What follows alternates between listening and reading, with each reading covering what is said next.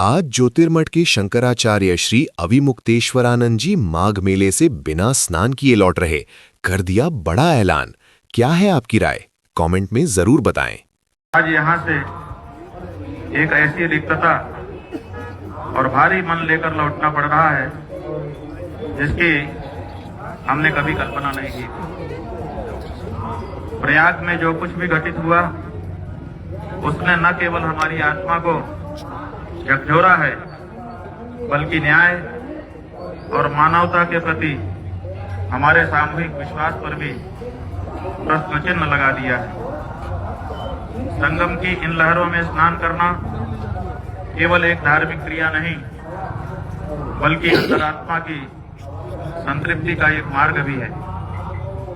परंतु आज मन इतना व्यथित है कि हम बिना स्नान किए इस संकल्प को यहाँ की रेत में अधूरा छोड़कर यहाँ से विदा ले रहे हैं। जब हृदय में क्षोभ और ग्लानि का ज्वार हो तो जल की शीतलता भी अर्थहीन हो जाती है।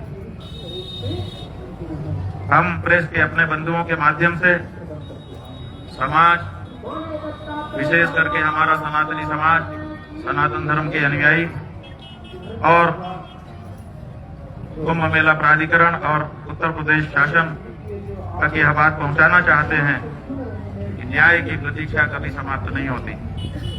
आज हम यहां से जा रहे हैं लेकिन अपने पीछे सत्य की गूंज और उन अनुत्तरित प्रश्नों को छोड़कर जा रहे हैं जो प्रयाग की इस हवा में तो विद्यमान रहेंगे ही लेकिन पूरे विश्व में वायुमंडल में विद्यमान रहेंगे और उत्तर की प्रतीक्षा करेंगे। जो कुछ कहना था सब कहा जा चुका है। एक बात आपको बतानी है कि कल सायंकाल और आज प्रातःकाल प्रशासन की ओर से ब्रह्मचारी श्रीधरानंद जी के माध्यम से अखिल भारतीय धर्म संघ के श्रीमान जगजीतन पांडे जी की ओर से और हमारे मुख्य कार्याधिकारी श्रीमान चंद्र प्रकाश उपाध्याय जी के माध्यम से एक पत्र, एक प्रस्ताव प्रशासन की ओर से हमारे पास भेजा गया था जिसमें यह कहा गया था कि हम स्नान के लिए जब आप जाना चाहेंगे ससम्मान आपको आपकी शिविर से पालकी में ले जाकर के अधिकारियों के माध्यम से स्नान कराने के लिए तैयार है। ये भी कहा गया था कि जिन अधिकारियों ने संगम पर मौनी अमावस्या के दिन उपस्थित रहकर घटना को देखा था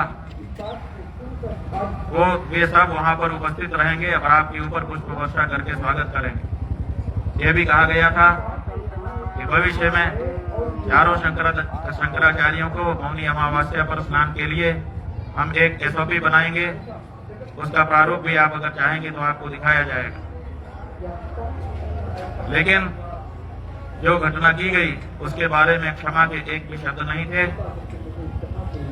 हमको लगा कि अगर हमने ये प्रस्ताव स्वीकार किया, स्नान करने के लिए गए, फूल बरसवा लिया अपने ऊपर और आगे के वर्षों के लिए कोई SOP स्वीकार कर लिया तो इसका मतलब ये होगा कि जिन सन्यासियों को, जिन ब्रह्मचारियों को, जिन वृद्धों को, जिन संतों को, जिन बटुकों को लांछित अपमानित किया गया, ये सब उसकी कीमत होगी। उसकी कीमत पर हम अपनी सुविधा और अपना सम्मान स्वीकार करने में असमर्थ रहे। इसीलिए हमने कहा कि अगर आप अपनी गलती के लिए, अपने अपराध के लिए क्षमा याचना कर सकते हैं तब तो ठीक है। बाकी कुछ आपसे हमको नहीं चाहिए क्योंकि जो हमारा है उसको आपको आज नहीं तो कल देना ही पड़ेगा। वो हमारा अधिकार है, वो आपकी तरफ से किया गया दान नहीं होगा। लेकिन जो असली मुद्दा है जिसके लिए 10 दिन तक शांति के साथ हम यहाँ पर फुटपाथ पर बैठे रहे, आपको लंबा समय हमने प्रदान किया कि आप ठंडे मन से, मस्तिष्क से विचार करो और विचार करके जो अन्याय हुआ है उसके लिए आगे आकर के या तो दंड भोगो या तो क्षमा याचना करो। लेकिन 10-11 दिन बीत जाने के बाद भी आज जब हमारे जाने का हमने निर्णय किया तब इस तरह का प्रस्ताव हमारे पास आया, लेकिन वो प्रस्ताव हम इसीलिए स्वीकार नहीं कर सके क्योंकि हम जिंदगी भर के लिए अगर इस प्रस्ताव को स्वीकारते तो हमारी आत्मा हमको धिक्कारती कि तुमने ये जो सुविधा पाई है, तुमने ये जो एसओपी लिखवाई है, वो ब्रह्मचारियों, सन्यासियों, भटकों, वृद्धों, स्त्रियों के असम्मान की कीमत पर पाई है। इसको कभी भी हमारा हृदय स्वीकार नहीं कर सकता था, इसलिए हमने प्रस्ताव को ठुकरा दिया है और हम भारी मन से यहाँ के लिए जा रहे हैं। आप जो पूछेंगे हम सब का प्रश्न उत्तर करेंगे, लेकिन मन बोझिल है, इसलिए हम चाहेंगे कि आपके प्रश्नों और इस वक्तव्य के बीच में कम से कम कुछ क्षण का एक मौन हमारे बीच में रहे, जो साक्षी रहेगा कि जो मुगलों के समय नहीं हुआ वो तथाकथित हिंदू सरकारों के समय में हुआ है। और ये बात हर सनातनी के हृदय को विचार के लिए उत्तेजित करेगी और इस पर विचार करने का अवसर आएगा।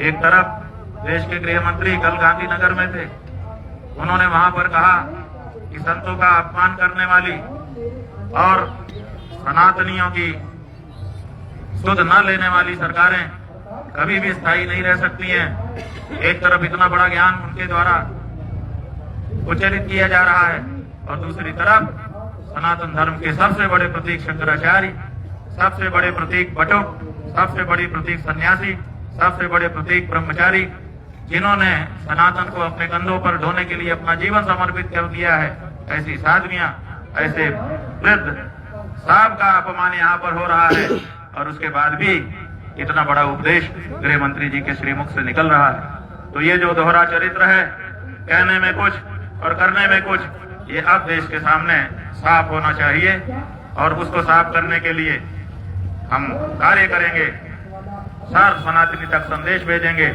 और ये स्पष्ट होना होगा कि सनातन का नाम लेकर के सनातन के विरोधी सत्ता में न रह सके। बंधुओं, इतना कहकर के हम थोड़ी देर चुप रहेंगे।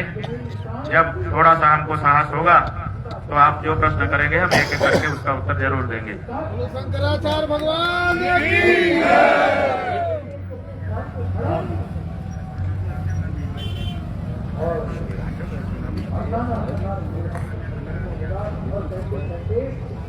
की